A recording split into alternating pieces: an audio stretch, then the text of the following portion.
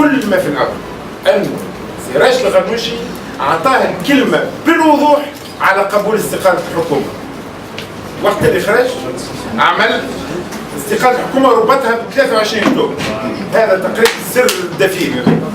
من بعد دار في الحياصة ولن تستقيل وكذا. هذا الموضوع. أما الأمور الأخرى كل تسريبات وكذا ما ثماش. احنا اللي كنا موجودين ومعنا حتى نعترف هذا اللي ما زلنا ماناش في مرحلة التفاوض أمام ناس مسكرين عينيهم وذيهم وهاربين قدام بالبلاد. نهار اللي تستقيل الحكومة كل الأحزاب صفتنا موجودين في جبهة النقاش وكل الأطراف، واحنا من دعاة التوافق نتاع كل الأطراف اللي نعرفوه كونه ماهوش باش تجي المعارضة تاخذ الحكم. احنا نحبوا على مجموعة من خيرة رجال ونساء تونس أكفاء في عدد محدود يتسلموا الأمانة ويتمونا بسلام ما تبقى من المرحلة الانتقالية. الأسماء والأمور هذه تجي في وقتها، ما عندناش حتى اسم. معناها تفاءلنا خيرا وقلنا هذا إيجابي وخطوة إيجابية سنتفاعل معه ونتعامل معه، ولكن مع مرور الوقت هكا بشوية انتابنا شعور ومن بعد أصبح متأكدا من أن هذا يدخل دائما في إطار مناورات حركة النهضة ربحا للوقت وتقسيما للمعارضة والأطراف التي تدعو إلى استقالة الحكومة. بدينا من دور قالوا راهو راشد الغنوشي قبل بمبادرة اتحاد عمل الشغل كأرضية للحوار، قلنا هو عندما نقول هذا الكلام هذا شيء يعني نرجع لمبادرة اتحاد عمل الشغل. ايش تقول اتحاد الشغل؟ يقول أولا استقالة الحكومة، وهذا بطبيعة الحال مدعم استقالة الحكومة لفشلها وتعويضها بحكومة إنقاذ وطني تتكون من شخصيات مستقلة كفاءات تونسية غير متحزبة وترأسها شخصية مستقلة كفاءة وطنية غير متحزبة. هذا هو منطلق مبادرة اتحاد عمل الشغل. بطبيعة الحال النقطة الثانية تتعلق بالمجلس التأسيسي وموقف الاتحاد يختلف بعض الشيء على موقفنا، ولكنه مش مشكلة معناه لأنه هذا كله يكون مطروح الحوار بتاعنا.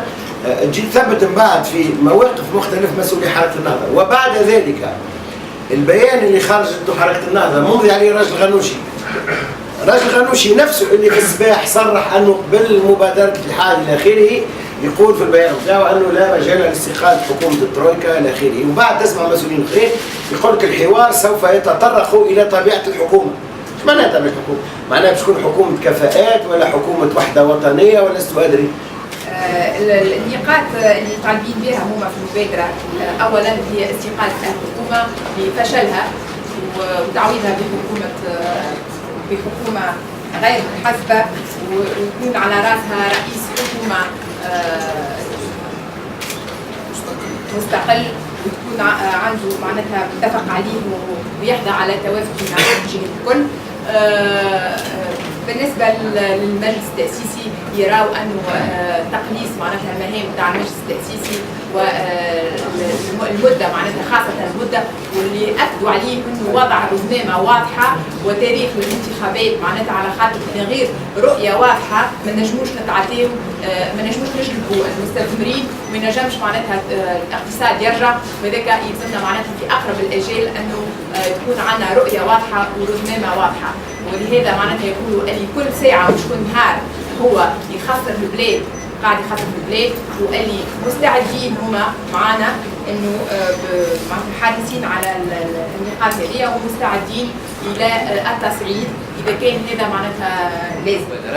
اظن وانه ما يلزمناش نشوشوا على المبادره الاساسيه اللي هي مبادره الاتحاد العام لتوسيع الشغل، واللي هي تعتبر الركيزه التي ننطلق منها رغم الاحترام بطبيعه الحال لكل من قدم مبادرات في شان الخروج من هذه الازمه. في خصوص المحادثه التي وقعت بطبيعه الحال مع مجموعه من الممثلين من القيادات بتاع الاتحاد العام لتوسيع الشغل وعلى راس الدكتور حسين العباسي الامين العام، كانت مقابله اقول وانها كانت ثريه وممتازه وايجابيه جدا. اولا ساعه قبل كل شيء لانه الاتحاد العام التونسي للشغل لا احد يمكن ان ينكر وانه من المنظمات الاساسيه الموجوده في هذه البلاد، وكلما كانت هنالك ازمه الا وانه يلعب الدور المنتظر منه بالطريقة التي تتماشى والتطلعات الشعبية وتطلعات الطبقات الكادحة وتطلعات الوطن رغم الاختلافات الموجودة. وما يثلج الصدر هو أنه فما حتى توافق مع الأعراف، قل وندر وأنه نجد النوع من التوافق الموجود بهذه الطريقة بين الأعراف وبين النقابيين. إذا أقول وأنه كنا فعلا سعداء بهذا اللقاء وخرجنا بارتياح الذي وقع تأكيده بعد المقابلة التي قمنا بها مع الأعراف، وهذا يؤكد وأنه في البلاد هذه فما أغلبية مريحة وكبيرة جدا ماشية في اتجاه معين، وهي الخروج من الأزمة بإعلان معناتها الإعلان هذا الأولي، وهو أن هذه الحكومة التي فشلت يجب عليها أن تتخلى عن الوظيفة، ندخل في الحوارات يعني المستقبلية التي تفتح الأبواب للنظر في كل البنود الأخرى الواردة في هذه المسألة اليوم اللي احنا نعيشوها واللي شفناها، وخاصة الأسبوع الفارط بعد معناها التخفيض في الترقيم السيادي بدرجتين، واللي هدايا في دول ديمقراطية ودول أخرى تسقط حكومات من أجل ذلك. واحنا نحب نذكركم اللي احنا اليوم وبعد معناها 23 أكتوبر وبعد تنصيب حكومة العار هذه والترويكا الكاذبة، الترويكا اللي دخلتنا وصلتنا إلى متاهات كبيرة، نحب نقول لكم أنه 7 نقاط خفيف في الترقيم السيادي في تونس، وهذا مسألة خطيرة وخطيرة جدا.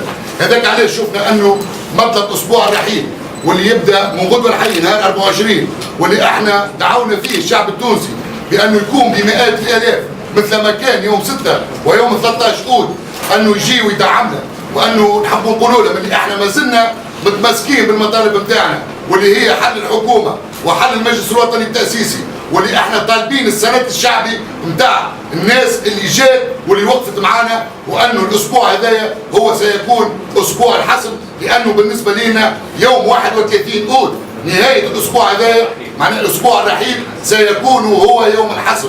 بالنسبه لنا متشبثون بما اطلقناه منذ اليوم الاول، اللي هو اسقاط الحكومه واحلال محلها حكومه انقاذ وطني بالمواصفات التي قدمناها، كذلك حل المجلس الوطني التأسيسي والتحاور حول آليات حله.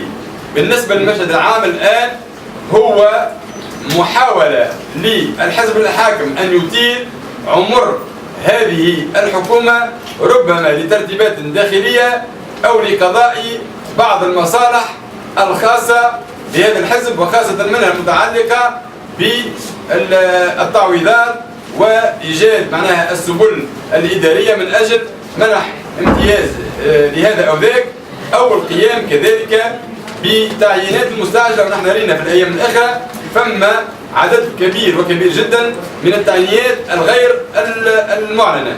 ثم منذ شهر أبريل وقع حذف كل المنشورات من العلن فيما يتعلق بالتعيينات وبإصدارات المنشورات الوزارية من رئاسة الحكومة، بمعنى أن هؤلاء قاعدين يخفيوا في كل سياسات هذه الحكومة اللي أصبحت الآن عاجزة تماما عن إدارة الشأن العام.